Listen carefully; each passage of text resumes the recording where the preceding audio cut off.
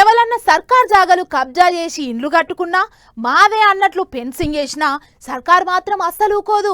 హైడ్రానో మున్సిపాలిటీనో పంపించి గా జాగాను ఖచ్చితంగా ఖాళీ చేపిస్తుంది.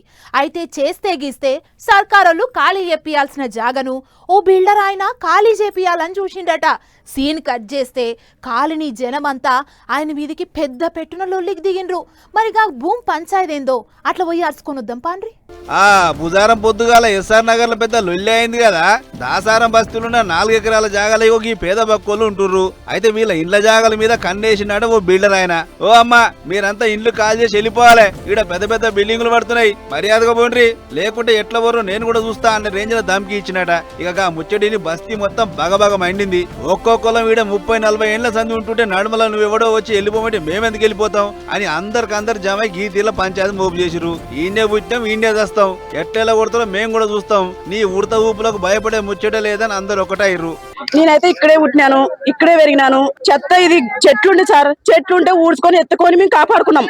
35 ఏళ్ళు వచ్చి మాకు కావాలని అడుగుతున్నారు. మేమైతే వెళ్ళేది లేదు, ఇక్కడే ఉంటాము. మీరు ఏమని చేయగలండి, మీరు ఏం చేసినా కానీ మేము ఇద్దరం ఇక్కడ ఉంటాం. ఇప్పుడు ఏమైందంటే రేకులు నాటుతున్నారు సార్, రేకులు నాటితే మమ్మల్ని నిలగొడతారని మాకు అది ఉద్దేశం సార్. అదే సార్, ఆ రేకులు నాటుకోకున్నట్లుంటే మేము మనిషి అంత ఉంటాం సార్. అదన్నట్లు అందరు నిలగొట్టి రేకులతోని ఫెన్సింగ్ వేయాలని చెప్పి పాత బస్తీకి బౌన్సర్లు సుధ దించినాడు సదరు బిల్డర్ ఆయన.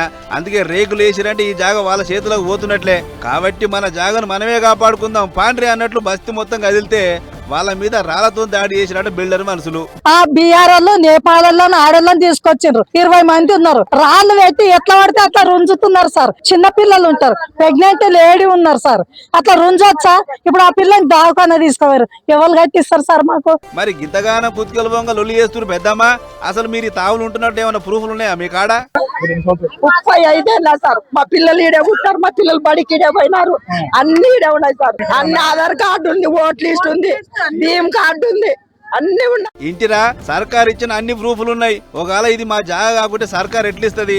అట్లని మేము ఈ నడుము వచ్చిన ఏం కాదు, 30-40 ఏళ్ల సంది ఇదే బస్తీలు ఉంటున్నాం. మా పేదల పొట్ట కొట్టాలని వస్తున్న బిల్డర్ ఆయన వెనుక మరలా ఏ రాజకీయ నాయకుడు ఉండో మాకైతే తెలియదు గాని మా బతుకులు ఆగం చేయాలని చూస్తే మాత్రం మా బస్తీ పవర్ ఎంతో చూపిస్తామంటారు. అటు ముచ్చడికే పోలీసులు ఎగిన దబ్బినే వచ్చి లొల్లి సల్లగా చేయాలని చూసిరు. అయినా ఎంతకీ లేదు బస్తీ జనాలు. మరి దీని వెనుక మరలా ఎవరున్నారో వీళ్ళ బాధ ఎట్లా తీరుతుందో ఏమో గాని దాసారం బస్తీ జనాలకు తిన్నకూడు ఒంటి పట్టకుండా అవుతుంది. చూడాల మరి ఏమవుతుందో.